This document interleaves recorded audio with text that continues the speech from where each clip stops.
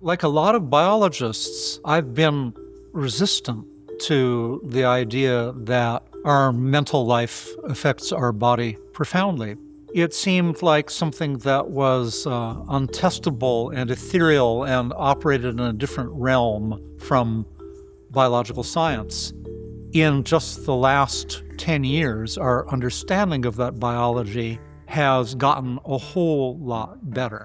So it's not as if that all claims that have been made through history about mind-body medicine will turn out to be true and will turn out to be understandable. But a subset of them that seemed supernatural at one point will turn out ultimately to have real biological explanations. I'm David Linden. I'm a professor of neuroscience at Johns Hopkins University School of Medicine. For many years, my laboratory has studied neuroplasticity, that is, how the brain and the nervous system are changed as the result of experience in the world. Voodoo death, broken heart syndrome, and placebos. Every scientist I know has their own favorite papers that they like to keep in a file folder and look at because they're interesting or revolutionary or odd. And for me, one of these is the 1942 report by the eminent American physiologist Walter Cannon about the phenomenon he called voodoo death. Voodoo death, in his telling, means when people believe that they have been cursed and their belief system leads them to believe that they are going to die as a result of this curse or hex being placed upon them, and then they actually do. And you might think to yourself, well, does this really happen? I mean, aren't these just anecdotal reports? I'm skeptical. I don't really believe. But Walter Cannon was not some flake. He was a very, very eminent and careful physiologist, and he documented many cases around the world where people died as a result of being cursed. And he developed a physiological theory to underlie this. He said that the fight or flight part of the autonomic nervous system, the sympathetic nervous system, became hyper-aroused during hex death. And this hyper-arousal set in motion a series of physiological changes that ultimately killed people when they had this set of beliefs. Now, Cannon was acting before we knew a lot of physiology that we know in the modern era. He didn't know about the so-called hypothalamo-pituitary adrenal axis and the production of the stress hormone cortisol that hadn't been invented or discovered yet. And he didn't know about the key role of the parasympathetic nervous system. So Cannon's theory of voodoo death was half right. The sympathetic nervous system is involved, but it actually seems like what you need to have voodoo death is a 1-2 punch. The first punch is the sympathetic nervous system goes into overdrive. The second punch is that the parasympathetic nervous system comes on and stays high in its activation, the rest and digest nervous system, for many, many hours or days afterwards. And these two things together shut down the body and result in voodoo death ultimately. If you don't have the belief that you can be killed by a hex or curse, then it doesn't work. It doesn't work in the spirit world. It only works if you have that belief. And a corollary of that is if a witch doctor tells someone who believes in it that they have cursed them, but then before they die says, no, I've lifted the curse. It's not really happened. I've moved the bones. I've changed the feathers, and this curse is no longer operated, then they can recover. So it entirely is in the mind and the body of the recipient of the curse where this is happening. It's not happening in the supernatural world. It's happening biologically in the mind and the body of the recipient. We might be tempted to think, oh, voodoo death, hex curses, this only happens in societies that have a certain set of supernatural beliefs that aren't the ones that dominate here in the USA or in Western Europe or in East Asia or in places that are more technologically advanced. But that's really not the case at all. So there are papers in the medical literature about the effects of fatal misdiagnosis. So, for example, there is a famous case of a man who was diagnosed with liver cancer. And this was a number of years ago in the 1970s, when the kind of scans and diagnostics that were available weren't as sophisticated as they are now. And they said, there's not that much we can do with you. We can keep you comfortable. He says, I just want to live through Christmas with my family. And so he got palliative care. He made it through Christmas. Right after New Year's, he dropped dead. So we think, oh, well, the cancer got him. He was able to hang on. That's wonderful. They went in to do the autopsy. They were wrong. He didn't have liver cancer at all. As a matter of fact, he didn't have much wrong with him that was very serious at all. It was his belief that he had a fatal illness that killed him. And it probably killed him in exactly the same way that voodoo death kills people who believe in it. So voodoo death is not just a phenomenon of a certain group of societies around the world. It is essentially also happens in modern medicine with people in white coats, just in a slightly different setting. Everyone's family seems to have a story about a couple where one member died and then the other died of a broken heart soon thereafter. And you think, well, this is anecdotal. People like to tell these stories. It seems romantic. It's something that makes us feel warm and fuzzy about the power of love. But is this really true? If you do epidemiology, if you get a large population and you look at statistics, is it really true that people are more likely to die soon after their long-term partner dies? And the answer is yes. And what people die of are the whole range of things: cardiovascular incidents, cancer, autoimmune diseases. All of the incidence of these things can go up after the loss of a loved one. And it's not just a partner. It can be a close friend. It can be a sibling. In some cases, it can even be a pet. But this kind of emotional state of grieving definitely leads to a worse prognosis for the person who is grieving. That is now well established. There is a fascinating phenomenon that was first discovered by doctors in Japan in elderly grieving people, and it's called takotsubo cardiomyopathy. Tako is Japanese for octopus, and tsubo means trap. And the reason it has this name is because the heart adopts a shape like a Japanese octopus trap. It produces an impairment in cardiac function. Most people recover from this cardiomyopathy, but some people die as a result. And we now believe that takotsubo cardiomyopathy is a consequence of overactivation of the sympathetic nervous system. We have a biological explanation for it that allows us to bridge the behavioral experience of grief to this bodily experience of cardiac impairment.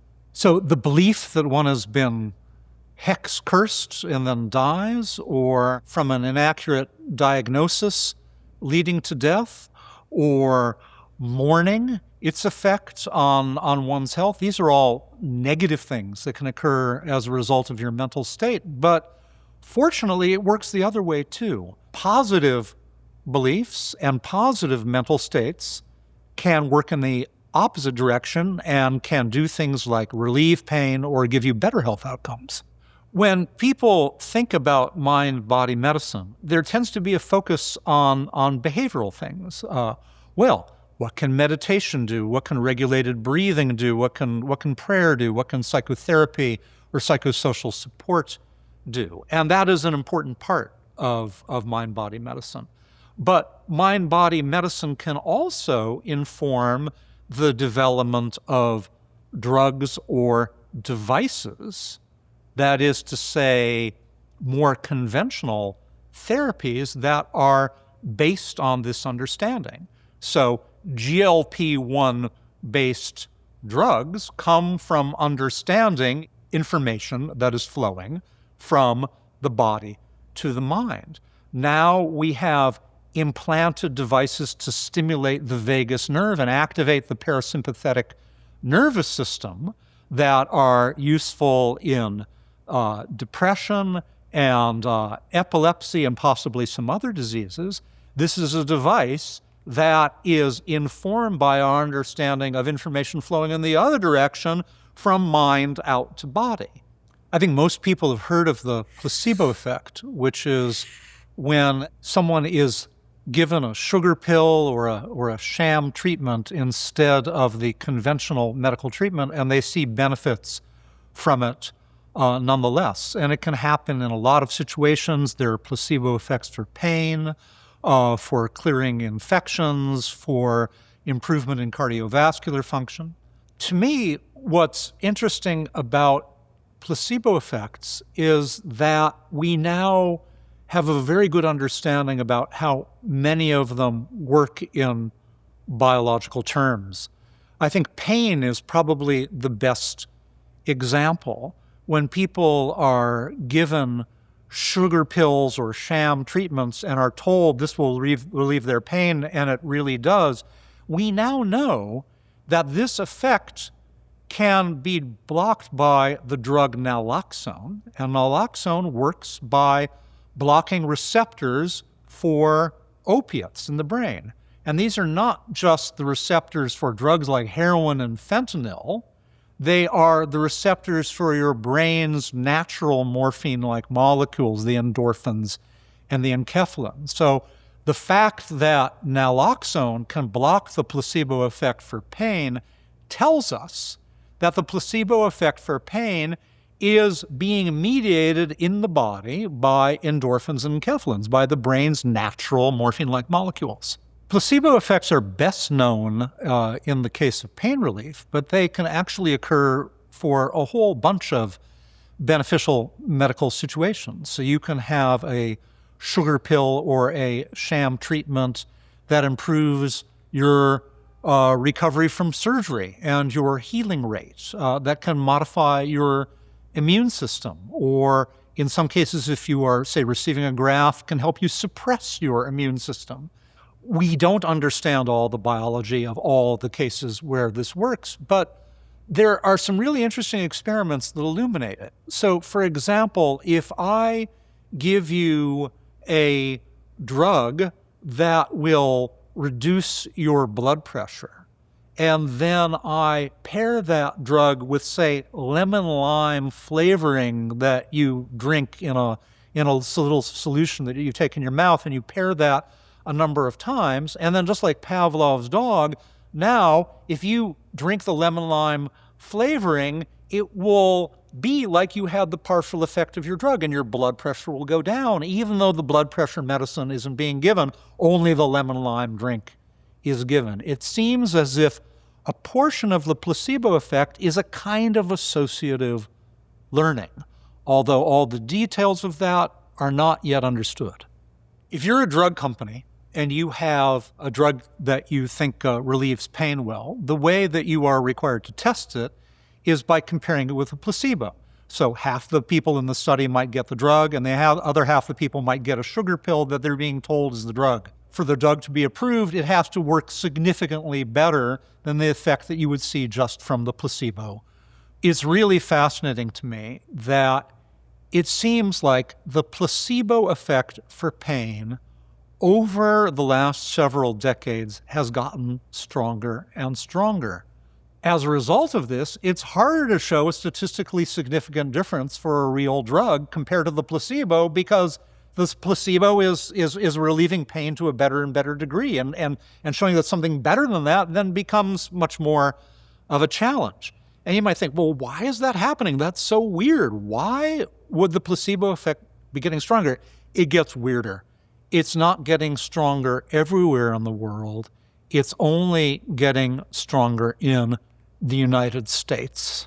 Why is that the case? Well, we don't really know, but the best guess is that the United States is one of only 2 countries in the world, the other being New Zealand, where direct-to-consumer advertising of drugs is allowed. And so it may be that somehow this belief in the efficacy of drugs is stronger among people in the USA and maybe New Zealand, although we don't know it, than it is in other places, and that this is the basis for the enhancement of the placebo effect for pain. So the placebo effect is really counterintuitive. You might imagine that nowadays people know that placebos are used in clinical trials, and when someone is going into one of these trials, they could be thinking, am I getting the real drug? Am I getting a placebo? And you might expect that that would make the placebo effect weaker. But curiously, it doesn't. And it even gets weirder than that. There's a phenomenon called open label placebo. And an open label placebo, it seems like it would never work. Open label placebo is when you say, I'm giving you a sugar pill, and it's just a sugar pill, and that's what we're doing here. And even with that knowledge, which you then think, well, there's going to be no effect whatsoever, you still get a placebo effect. To me, that's deeply counterintuitive, and yet it's been shown over and over again in the literature. And there are trials and whole branches of medicine using so-called open-label placebos. And to me, it's remarkable, and understanding the biology of that is something that is going to be really fascinating. When you look at the power of placebo effects, it certainly motivates you to try to understand mind-to-body signaling to a greater degree biologically. You think, well, where might this lead us to a future medicine? Well, one way is to say, all right, well, maybe there are things we can do behaviorally to benefit in certain situations. If you're recovering from a heart attack, or you've just had this or that therapy, or recovering from cancer treatment, you want to engage in these particular behavioral interventions. But it's not just the behavioral interventions. In other words, understanding this signaling will also open us up for new drugs that manipulate those pathways, or devices that manipulate those pathways. So, for example, we know that psychosocial support gives you benefit in terms of your recovery after a heart attack, or after in terms of your prognosis for cancer. And so one way is to say, all right, well, what are the behaviors you can do? But another way might be to say, well, maybe we could stimulate your brain artificially with a device in a way that would help you heal. Right now, our ability to stimulate the nervous system non-invasively, that is to say from outside the skull, is really, really crude. So there are techniques. There's one called transcranial magnetic stimulation. There's another one called transcranial direct current stimulation. These stimulate large volumes of brain tissue, like the volume of a golf ball, and within they stimulate every kind of neuron in that volume. So they're really crude ways to activate or inhibit very large parts of the brain. But with time, we'll have much more subtle ways of activating small bits of the brain. And not just a small volume of the brain, but even there are parts of the brain where there are different flavors of neurons that do different tasks that are physically intermingled. And it's been impossible, either with an electrode or with one of these outside the skull methods, to activate them or inhibit them. But there are going to be genetic optical tricks that we can now do in experimental animals to just activate one particular type of neuron in the brain that ultimately we'll be able to do as therapies for people. And this kind of manipulation that's coming down the pipe will eventually be used to exploit mind-to-body signaling in ways that are medically beneficial. And so mind-body medicine just doesn't help us in the realm of behavioral interventions. It also helps us in the more conventional realm of drugs and devices.